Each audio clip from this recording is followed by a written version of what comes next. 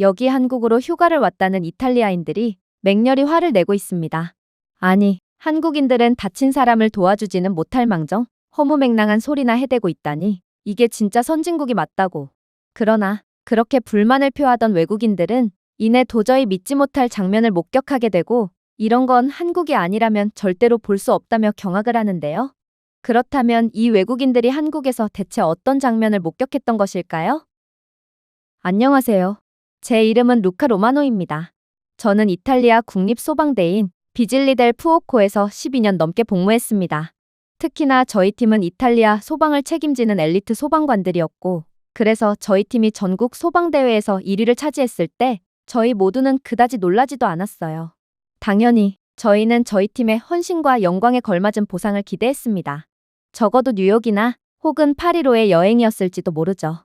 하지만 그들은 저희를 한국으로 보내더군요. 어처구니가 없었습니다. 도대체 무슨 이유로 저희를 한국으로 보낸다는 말인가요? 저희 대부분은 매우 남자다운 성격을 갖고 있고 그렇기에 K-팝, 여자친구가 밤늦게 보는 한국 드라마에는 그다지 관심이 없었어요.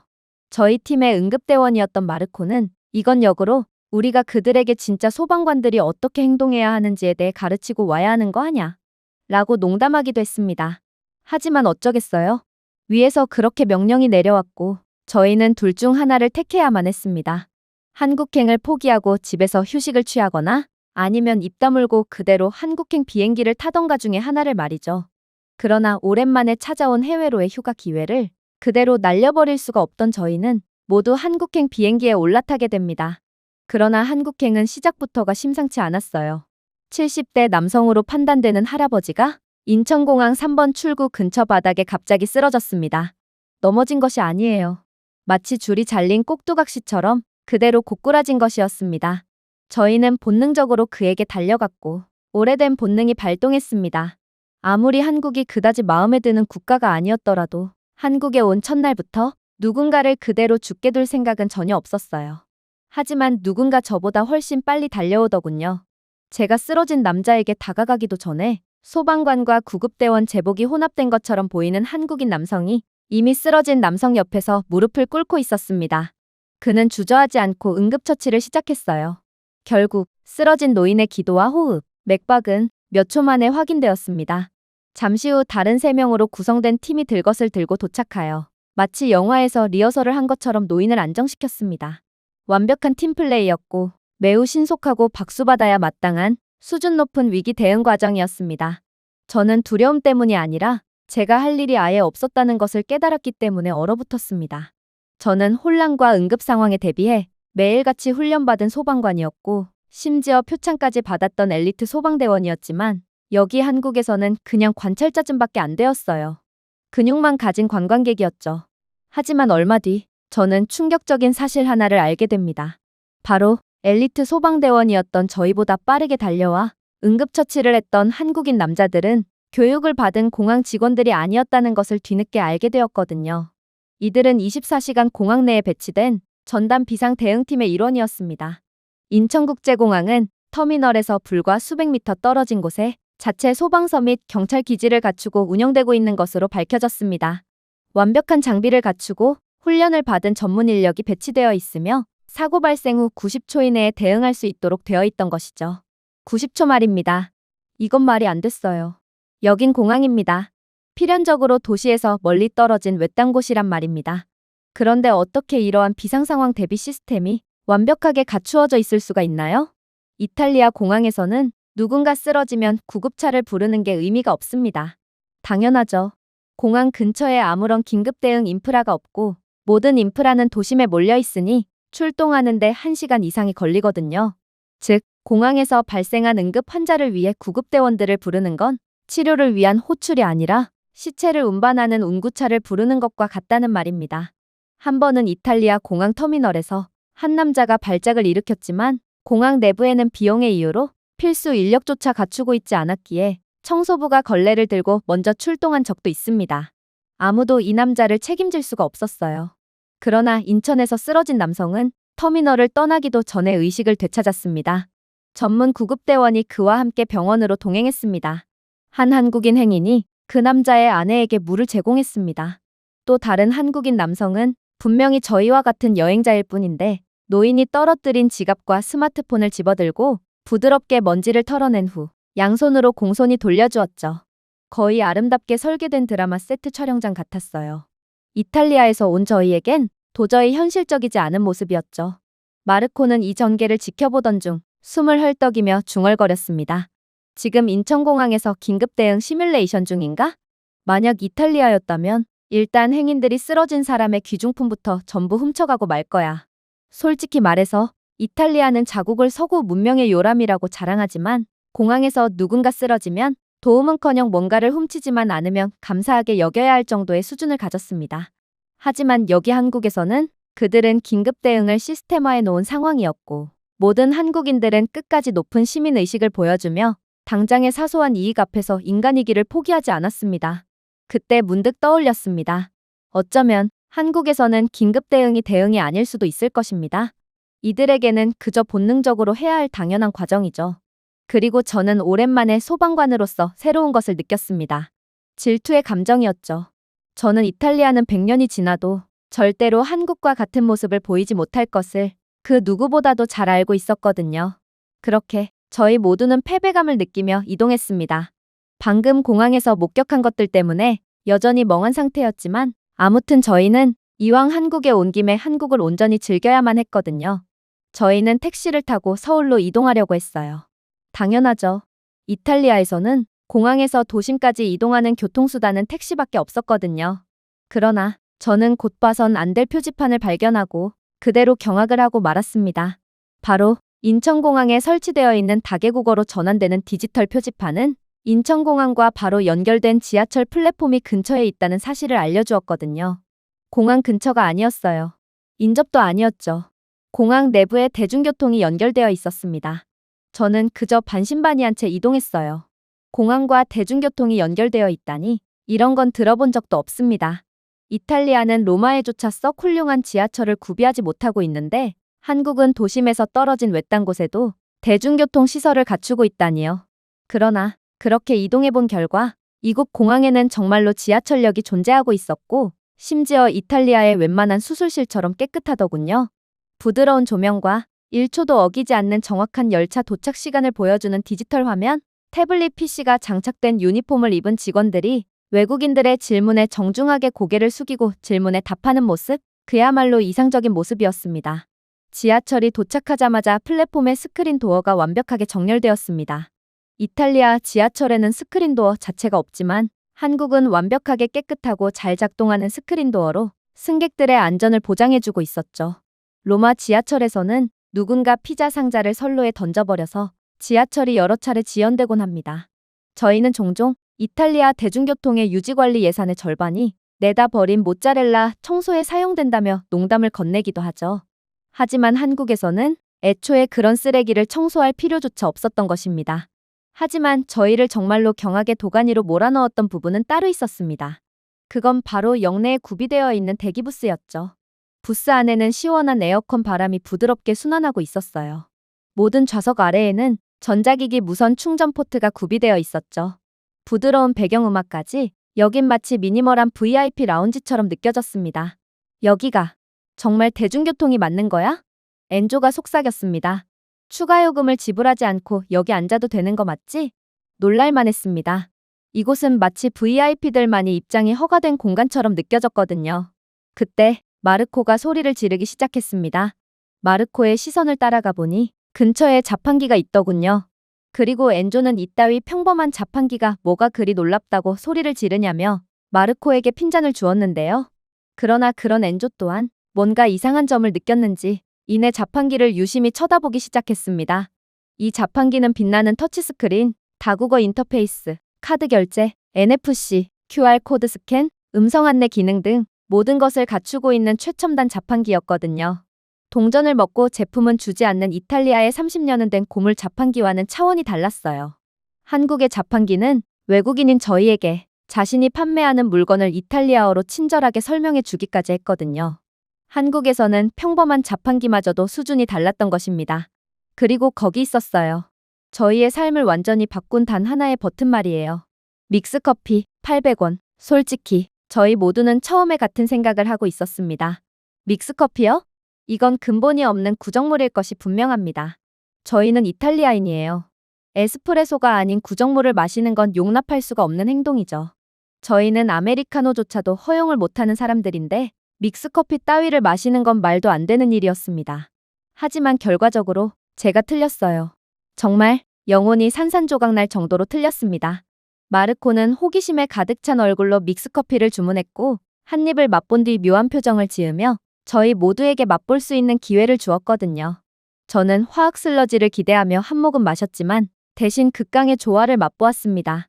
달콤하고 크리미하며 풍부하고 중독성 있는 블렌드로 완벽한 만족감을 선사했습니다. 마치 누군가가 저희의 장기간의 비행의 모든 피로를 종이컵에 녹여버린 것 같았어요. 엔조는 한 모금 마시고 신을 본 것처럼 눈을 감았습니다. 그러고는 말없이 자신이 마실 믹스커피를 2잔 더 주문하더군요. 마침내 지하철이 도착했을 때 저희는 각각 컵 2개씩을 들고 지하철에 올라타 있었습니다. 그리고 얼마 후 목적 지역에서 하차했을 때 저희는 전혀 예상치 못했던 일에 휘말리고 말았죠. 분명 한국의 지하철 객실 내부는 평온함 그 자체였습니다. 수준 높은 한국인들은 일체의 소란이나 혼란도 발생시키지 않은 채 침묵으로 객실을 밝히고 있었거든요. 그러나 저희가 지하철에서 내렸을 때 저희 근처에서 쿵 소리가 울려 퍼졌습니다. 마르코는 긴장했어요. 누군가 쓰러진 것 같아. 엔조는 저를 쳐다보았습니다. 이번에야말로 우리가 나설 차례 같은데? 공항에서의 실수를 만회하자고. 저는 고개를 끄덕였습니다. 또다시 오래된 본능이 발동되었습니다. 저희는 재빨리 소동 쪽으로 이동했어요. 한 젊은 한국 남성이 탈수나 저혈당으로 인해 기절한 것으로 추정되었어요. 그는 바닥에 누워 창백했지만 숨을 쉬고 있었습니다.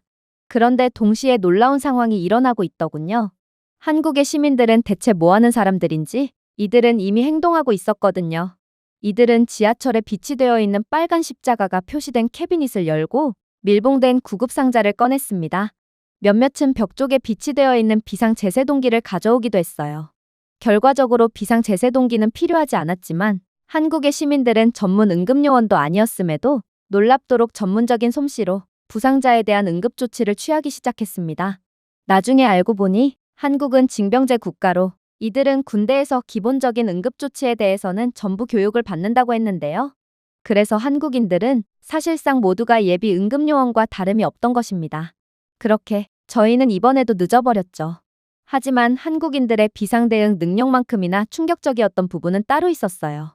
어떻게 지하철 같은 공공장소에 고급 응급키트가 구비되어 있을 수가 있는 것이며 이러한 인프라가 유지될 수 있는 건가요? 심지어 지하철 벽에 잘 보이는 곳에는 소화기와 방독면 등 화재를 대비한 장비까지 설치되어 있었고 이는 자물쇠도 없이 모두에게 개방되어 있었는데요. 그런데 한국인들은 이러한 고가의 응급 장비에 절대로 손을 대지 않는지 한국에서는 모든 응급 및 화재 도구가 그대로 유지되고 있었기에 이러한 정직에 대한 수혜를 전 국민이 보고 있었습니다. 그리고 이러한 말도 안 되는 모습을 보고 엔조는 다시금 몸을 숙여 속삭이더군요. 로마에서는 20분 만에 사라졌을 거야. 모든 것이 말이야. 소화기? 개방된 지 5분 만에 이베이에서 팔리고 있겠지. 그런데 어떻게 한국에서는 고가의 장비들이 전부 개방되어 있음에도 아무도 훔쳐가지 않을 수가 있는 거지? 그의 말은 전혀 틀리지 않았습니다. 이탈리아에서는 단순히 재난을 두려워하는 것이 아니라 자국민이 예방 도구를 훔치는 재앙을 두려워합니다. 아마 이탈리아에서 발생하는 대부분의 화재 사건은 초동 조치를 거치며 금방 문제가 해결될 수도 있었을 것입니다. 하지만 이탈리아에서는 이러한 공공 인프라를 훔쳐서 작물 시장에 내놓는 전문적인 직업을 가진 사람들이 존재하고 이들은 소방방제 도구를 전부 훔쳐갔기에 결국 골든타임을 놓친 불길은 모든 것을 집어삼키고 말았죠. 하지만 한국에서는 사람들이 이러한 도구를 존중합니다. 왜냐하면 한국에서는 낯선 사람의 생명이 소화기에 달려있다는 생각 자체가 엄청난 공감을 받으며 존중받고 있기 때문입니다. 아니 거기까지 갈 필요도 없이 한국인들은 자신의 것이 아닌 무언가를 훔쳐간다는 생각 자체를 이해하지 못하는 듯 보였어요. 한국은 단순히 좋은 인프라에만 투자한 것이 아닙니다. 한국은 국민들이 책임감 있게 인프라를 사용할 수 있다고 믿었습니다. 그리고 국민들은 그 신뢰에 부응했죠. 연설도 구호도 없는 조용한 사회계약이었습니다. 단지 정직한 시스템과 정직한 시민들뿐이었어요. 저희가 다시금 패배감에 사로잡혀 지하철역을 나섰을 때 저는 마르코를 힐끗 보았습니다. 그는 역에서 찾은 자판기에서 믹스커피를 다시 구매한 뒤 한 모금 더 마시고 있더군요. 그는 숨을 내쉬며 중얼거렸습니다. 나는 항상 우리의 조국이 문명화되었다고 생각했어. 세계를 주름잡는 선진국이라고 생각했지. 그러나 알고 보니 우리는 끔찍하게 뒤처져 있을 뿐이었어. 응답하지 않았어요. 그럴 필요가 없었죠. 저희 모두가 그 사실을 알고 있었기 때문입니다.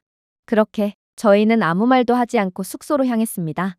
그러던 중 저희는 우연히 중학교를 발견했어요. 처음에는 큰 관심을 기울이지 않았습니다. 겉으로 보기에는 그다지 특별할 것도 없어 보였거든요. 그러나 학교에 가까워질수록 저는 한국의 중학교에는 놀라운 것들이 숨겨져 있다는 것을 깨닫게 됩니다. 주변에는 장식용 램프 기둥에 AI 보조 보안 카메라가 몰래 끼워져 있었어요. 나중에 알고 보니 해당 AI 보안 카메라는 사람들의 얼굴과 행동을 인식하고 혹여라도 위험하거나 돌발 행동을 하는 사람이 있을 경우 곧바로 인식하고 학교와 당국의 관련 부서에 비상알림을 제공한다고 하더라고요. 물론 당연히 이 기능을 통해 학교 내의 사각지대에서 발생하는 학교폭력도 방지할 수 있는 최첨단 장비였습니다. 대부분의 국가들에서 학생들을 향한 범죄나 학교폭력 문제는 엄청난 예산을 쏟아부어도 도저히 고칠 수가 없는 문제인데 한국은 기술력 하나로 이러한 다른 국가들에서는 천문학적인 예산을 쏟아부어도 해결에 실패한 문제를 단번에 고쳐버린 것입니다. 물론 한국의 학교 시설도 놀라웠죠. 운동장은 흙이나 아스팔트로 되어 있는 것이 아닌 잔디구장으로 꾸며져 있었거든요. 아무래도 한국은 제가 상상했던 그 이상으로 기술적으로 탁월하고 부자인 국가처럼 보였습니다. 그런데 그때 학교를 구경하던 마르코가 표정을 잔뜩 찌푸린 채 불평을 해오기 시작했습니다. 이런, 휴대폰 배터리가 다 닳았잖아. 이래선 사진을 찍을 수가 없는걸? 그러나 그의 불평도 잠시 놀라운 일이 일어나기 시작했어요. 막 하교를 하던 한국인 여학생 무리가 저희에게 관심을 보이더니 이내 인상을 잔뜩 찌푸리고 있는 마르코에게 영어를 구사하며 무슨 일이 있나요? 라고 물어왔기 때문입니다. 한국에서는 중학생조차 영어에 매우 능통했고 그렇게 저희는 영어를 구사하며 의사소통을 할 수 있었는데요. 그런데 이 여학생들은 저희에게 놀라운 말을 해오기 시작하더군요. 이건 제가 편의점에서 대여한 무선 충전 휴대용 배터리예요. 자녀 배터리가 조금 남았으니 사용 후에 편의점에 다시 반납해주세요. 알고 보니 한국에서 눈만 돌리면 찾아볼 수 있는 편의점에서 휴대용 무선 충전기 대여 서비스까지 제공하고 있던 것입니다. 그런데 만약 마르코가 무선 충전 휴대용 배터리를 반납하지 않는다면 모든 독박은 이 여학생이 전부 쓰게 될 텐데도 도대체 이 학생은 처음 보는 외국인인 그를 어떻게 믿고 자신이 대여한 무선 배터리를 기꺼이 내준 것인지 저는 한국인들의 신뢰에 문화의 기겁을 할 수밖에 없었습니다. 물론 저희는 호의를 당연하게 여기는 파렴치한 사람들이 아니었어요. 그래서 학생들에게 감사 인사를 한 뒤 배터리를 사용하고 반납을 하러 갔습니다. 그런데 한국 편의점에는 기이한 장면들이 펼쳐져 있더군요. 한국에서 편의점은 단순한 물건 판매의 역할만을 하는 게 아니었고 택배 배송, ATM, 전자레인지 등 거의 모든 일상생활을 수행할 수 있는 허브의 역할을 수행하고 있었거든요. 가장 놀라웠던 건 한국의 편의점은 약국의 역할까지 수행하고 있었던 것입니다. 이탈리아에서는 약을 구매하려면 몇 시간이나 떨어져 있는 약국까지 이동해야 합니다. 움직일 수조차 없을 정도로 아프면 약국도 갈 수가 없는 것이죠. 하지만 한국에서는 아플 때 눈만 돌리면 볼 수 있는 편의점 아무 곳이나 들어가서 약을 구매하면 됐어요. 말도 안 되는 수준의 의료 인프라였죠. 심지어 한국에서는 이 모든 것이 24시간 조용하고 효율적으로 작동하도록 설계되었습니다. 한국은 그야말로 상식을 아득히 초월하는 국가였던 것입니다. 그렇게 저희는 서울에서 더할 나위 없는 시간을 보냈습니다. 그리고 시간이 지나 저희는 도시가 아닌 한국의 구석구석을 탐험하기로 결심하게 되었죠. 한국은 꽤나 인상적인 곳이었거든요. 그래서 저희는 차량 하나를 렌트했습니다. 솔직히 궁금했어요. 반짝이는 공항과 첨단 지하철을 건설해 놓은 한국이지만 과연 이들은 외딴 지역의 고속도로마저 멀쩡할까요? 이탈리아의 경우 고속도로 곳곳에서 포트홀을 실제로 볼 수 있습니다. 그러나 예산 부족으로 인해 로마를 잇는 주요 도로가 아닌 이상 수리는 차일피일 미뤄지며 계속해서 사고를 유발하고 있을 뿐이죠. 그러나 그렇게 고속도로를 달리던 저희의 시선을 가장 먼저 사로잡은 것은 도로 표면 그 자체였습니다. 포트홀은커녕 균열조차도 하나도 없었어요. 색이 바랜 차선조차 하나도 없었죠.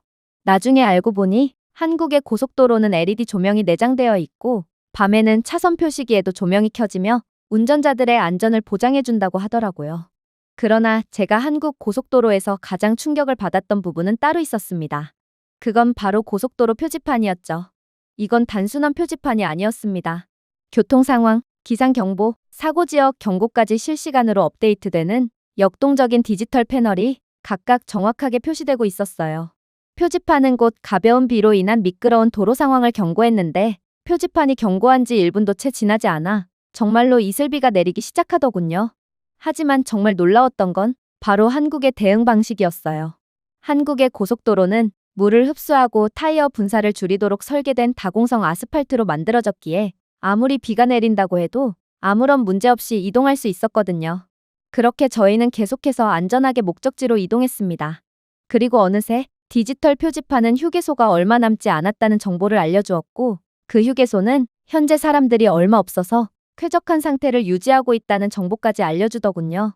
안 그래도 저희 모두는 화장실에 가고 싶던 차였기에 지금 휴게소에 들르는 것이 좋아 보였습니다. 휴게소 건물은 무척이나 현대적이었고 고속도로 한가운데에 이런 깨끗하고 멋진 건물이 있다는 사실 자체가 믿기지 않을 정도였어요. 그리고 항상 새로운 것을 가장 먼저 시도하고 싶어 할 정도로 호기심이 강한 마르코는 자동차가 완전히 멈추기도 전에 뛰어내리려고 하더군요. 조심해. 저는 반쯤 경고했지만 당연히 그는 듣지 않았습니다. 흥분한 그는 전국 소방운영 평가 중에 왼쪽 발목을 다쳤다는 사실을 잊은 듯 차량이 멈추지도 않았는데도 조수석에서 뛰어내렸습니다. 분명 그는 엘리트 소방대원다운 멋있고 신속한 착지를 예상했겠지만 그의 발은 날카롭게 비틀린 채 어색하게 연석에 착지했고 결국 마르코는 극적인 비명을 지르며 방금 총에 맞은 것처럼 발목을 잡고 바닥에 구겨졌습니다. 한 번 외마디 비명소리를 내지른 마르코는 더는 비명소리를 지를 기력조차 없는지 얼굴만 붉어진 채 꺽꺽거릴 뿐이었어요. 저희는 분명 이러한 부상자를 구하는 역할을 수행하는 소방대원이었지만 솔직히 지금 상황에서는 무엇을 해야 할지 도저히 감이 안 오더군요. 여긴 휴게소였어요. 도심과는 한참 떨어져 있고 그냥 도로 한가운데에 있는 섬 같은 곳이었죠. 당연히 의료시설이 있을 리가 없었고 렌터카에서 의료기기를 기대하는 것도 말이 안 됐습니다. 엔조는 고전적인 질문을 내뱉더군요. 이제 어떻게 해야 하지? 글쎄, 그를 병원으로 데려가야 하지 않을까? 라고 제가 말했습니다. 고속도로에서? 엔조가 쏘아붙였습니다. 어떻게? 헬리콥터라도 불러서 그를 실어 가자는 거야? 발목이 끊어진 것 같아. 제발 헬리콥터를 부를 수만 있다면 불러줘. 마르코가 힘없이 제안했습니다. 바보 같은 짓을 하다가 쓰러진 외국인 한 명을 위해 한국이 헬리콥터를 보내줄 거라고 생각하는 거야?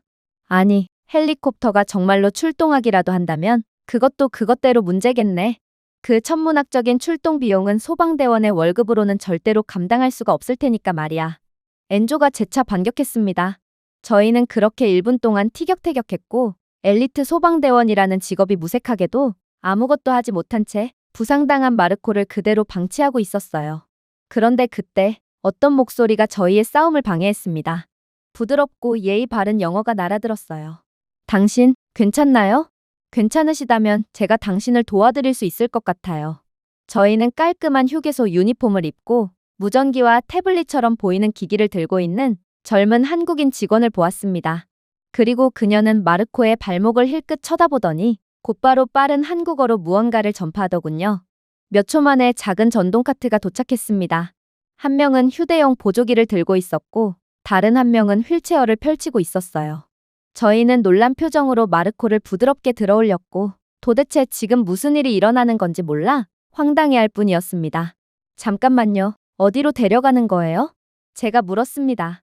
저희는 병원으로 갈 거예요. 직원이 미소를 지었어요. 뭐라고요? 엔조가 짜증스럽게 반응했습니다. 저는 그의 반응을 이해했습니다. 이건 말이 안 되는 상황이었거든요. 병원을 간다고요? 도심까지 10수시간이나 휠체어를 밀면서 이동하겠다는 건가요? 아니면 이곳 휴게소에 병원이 있다는 말도 안 되는 소리를 하겠다는 건가요? 차라리 순간이동 능력으로 병원으로 이동하겠다는 게 더 신빙성이 있어 보였습니다. 그러나 1분 뒤 저희는 정말로 휴게소 내부에 존재하는 병원에 도착했습니다. 진료실 내부는 밝고 깨끗했어요. 그러나 저희에겐 아직도 넘어야 할 관문이 남아 있었습니다. 마르코의 발목이 정말로 끊어진 게 아니라면 저희는 몇 시간 혹은 며칠 동안 기다린 끝에 겨우 의사를 보게 될 거거든요. 그게 바로 이탈리아 의료의 현실이죠. 그러나 한국에서 마르코는 대기 시간 없이 곧바로 의사를 맞이할 수 있었습니다. 마르코는 엑스레이로 발목을 스캔받았고 곧바로 진단 결과를 받을 수 있었어요. 경미한 인대 염좌였습니다.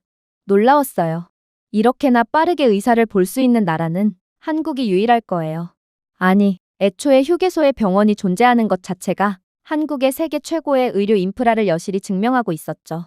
마르코가 멍청한 짓으로 발목을 다친 지 15분 후 저희는 처방전을 들고 밖으로 나가고 있었습니다. 그리고 효율성이 최고조에 달했다고 생각했을 때 모퉁이를 돌자 약국이 보이더군요. 약국은 마치 고급 부티크처럼 보였습니다. 이탈리아 약국에서 흔히 볼 수 있는 시장통 같은 혼란은 전혀 없었고 공급 부족으로 인한 긴줄도 없었고 시끄러운 소리도 없었습니다. 차분한 음악과 깨끗한 카운터, 그리고 깔끔한 흰색 코트를 입은 약사만 존재하고 있었죠. 저희는 그에게 처방전을 건넸고 그는 단 한 번의 질문도 하지 않고 약을 준비했으며 영어로 된 명확한 설명서를 인쇄한 다음 일일 복용량을 개별적으로 정리한 진곡 밀봉 파우치를 건네주었습니다. 이탈리아였다면 아무런 설명서도 제공받지 못할 것이고 일일 복용량으로 세분화된 약도 절대로 받을 수 없었을 것입니다. 정체 모를 약을 뭉텅이 채로 던지듯 받고 뒤에서 줄을 기다리는 인파들에 의해 쫓겨나듯 약국에서 튕겨져 나가겠죠. 그러나 한국에서는 모든 서비스가 기본적으로 제공되고 있었어요. 물론 이곳에서도 한국인들의 믿을 수 없는 호의가 존재했죠. 한국인 약사는 몸을 기울이며 말했습니다. 글쎄요, 처방전을 보니 환자분은 그렇게까지 고통스럽지는 않으실 텐데 지나치게 아파하시는군요. 다른 한국인 환자분들은 똑같은 부상에 그렇게까지 고통을 호소하지는 않거든요. 그래서 당신을 위해 가벼운 통증화나 패치와 발목 테이프를 추가했습니다. 추가 요금은 없으니 안심하세요. 저는 약사로서 그렇게나 고통을 호소하는 환자들을 보면 그냥 넘어갈 수가 없거든요. 저는 웃음을 터뜨릴 뻔했습니다. 이탈리아에서는 보너스 케어 패키지는커녕 적절한 약을 제공받으면 운이 좋다고 생각합니다. 모든 시스템이 주먹구구식인 이탈리아에서는 가끔 약을 부족하게 지급하는 경우도 있거든요. 또한 한국인 약사에 따르면 마르코는 지금 엄살을 부리고 있다는 뜻이었기에 저희 모두는 최강 소방팀원으로서의 자존심도 없냐며 마르코를 향해 비난을 퍼부을 뿐이었어요. 짓궂은 엔조는 일전에 마르코가 그랬던 것처럼 바닥에 주저앉아 살려달라는 마르코의 울부짖음을 재현했죠. 마르코는 얼굴이 홍당무가 되어버렸습니다. 호의를 받았으니 화를 낼 수도 없고 그는 어찌할 바를 몰라 완전히 얼이 빠지고 말았죠. 물론 가격은 더욱 저희를 황당하게 만들었습니다. 약값은 겨우 8,000원이었거든요. 마르코는 울 것만 같았습니다. 이건 말도 안 돼. 그간의 내 이탈리아에서의 삶은 통째로 부정당하고 있어. 그가 속삭였습니다. 이탈리아에서는 병원에 가는 것을 전쟁 준비하듯 대합니다. 비용, 서비스, 대기시간, 모든 게 최악이죠. 그러나 한국에서는 잘 운영되는 도서관을 방문하는 것 같은 기분이 들었고 약사에게 호의까지 받아버렸죠. 그리고 다시 한번 한국은 이에 대해 자랑하지 않았습니다. 그냥 인간으로서 당연한 도리를 한 것처럼 매우 조용했죠. 마침내 저희가 부산에 도착했을 때 저희는 서울에서는 느끼지 못했던 것들을 느끼게 됩니다. 서울에 있을 때는 모두가 몸이 건강한 정상이었기에 장애인을 위한 인프라를 느낄 수가 없었지만 지금은 엄살이 가득한 마르코와 함께였습니다. 그런데 한국의 모든 지하철역 입구에는 엘리베이터가 있었고 장애인을 위한 촉각 경로가 명확하게 표시되어 있었으며 휠체어와 유모차를 위한 자동 문열림 센서도 있더군요. 엘리베이터의 위치를 실시간으로 보여주는 표지판이 존재했고 버스 정류장에도 작은 경사로와 압력 감지 탑승 패드가 있어 운전자에게 이동이 제한된 사람이 탑승한다는 신호를 보낼 수 있었습니다. 물론 가장 놀라웠던 건 역시나 한국인들 그 자체였죠. 마르코가 천천히 횡단보도를 통과하자 반대 방향에서 달려오던 한국인 고등학생이 중간에 멈췄고 마르코를 부축해 주었거든요. 저희는 마르코를 돕지 않았어요. 그저 먼저 횡단보도를 통과한 뒤 그러고도 이탈리아의 자랑스러운 소방대원이 맞냐며 엄살을 부리는 그에게 따가운 시선을 보낼 뿐이었죠. 그러나 정작 그를 도운 건 저희가 아닌 생전 처음 보는 한국인이었던 것입니다. 제 조국과 대조하지 않을 수 없었습니다. 개인주의 문화가 극심한 이탈리아에서는 절대로 대가 없이 남을 돕는 법이 없습니다. 엘리베이터요? 추후 공지가 있을 때까지 영원히 고장나 있고 애초에 이탈리아는 한국처럼 엘리베이터를 어디에서든 찾아볼 수 있을 정도로 부유한 국가가 아니에요. 그늘진 벤치에서 잠시 휴식을 취하던 마르코는 저를 바라보며 이렇게 말했습니다. 이탈리아에서 부상을 당하는 것은 정말 피곤한 일이야. 그런데 여기 한국에서 나는 마치 초능력이 생긴 것 같아. 한국인들은 다들 내게 먼저 도움을 베풀어 주거든. 한치의 예외 없이 말이야. 이게 초능력이 아니면 뭐야? 이탈리아에서는 절대로 경험할 수 없는 것이잖아. 그리고 저는 인정해야 했습니다. 그가 옳았습니다. 며칠 후 저희는 다시 인천국제공항으로 돌아왔습니다. 한국인들의 응원 덕분인지 마르코의 걸음걸이는 이제 꽤나 멀쩡해 보였어요. 그의 부상은 전문적인 치료 때문만이 아니라 사람들이 신경을 써주는 나라에서는 더욱 빠르게 회복할 수 있다라는 그의 말처럼 빠르게 치유되었습니다. 저희는 마지막 자판기 믹스커피 한 잔을 들고 출발 게이트 밖에 앉았습니다. 왠지 상징적인 느낌이었죠. 저희가 처음에 조롱하던 작고 달콤한 음료는 예상외로 편안하고 조용하게 훌륭하며 필요할 때 항상 곁에 있는 일종의 마스코트가 되었습니다. 물론 저희의 캐리어에는 믹스커피로 가득 찼죠. 마르코는 공간이 부족하다며 자신의 옷가지까지 버리고 그 공간을 믹스커피 박스로 구겨 넣었어요. 마침내 비행기에 탑승하기 시작하면서 저는 깨끗한 터미널, 선명하게 표시된 다국어 표지판, 승객을 묻지 않고 도와주는 웃는 직원들을 다시 한번 바라보았습니다. 그리고 부러움이 아니라 진심 어린 존경심으로 문명이란 이런 모습이라고 생각했죠. 저희는 한 수 가르쳐주는 것을 생각하며 한국에 왔습니다. 하지만 대신에 저희는 많은 것들을 배웠죠. 그리고 그 교훈은 단지 화재 안전이나 응급 절차에만 국한되지 않았습니다. 그것은 국가가 신뢰를 바탕으로 어떻게 신중하게 사려 깊은 설계로 운영될 수 있는지에 관한 것이었어요. 아마 이탈리아는 죽었다 깨어나도 한국처럼 못하겠죠. 한국은 이미 아득하게 높은 경지에서 저희 모두를 내려다보고 있었던 것입니다. 제가 준비해온 내용은 여기까지입니다. 끝까지 시청해주셔서 진심으로 감사드리며 여러분들의 구독과 좋아요, 알림 설정은 영상 제작에 큰 힘이 됩니다. 이상 세모튜브였습니다.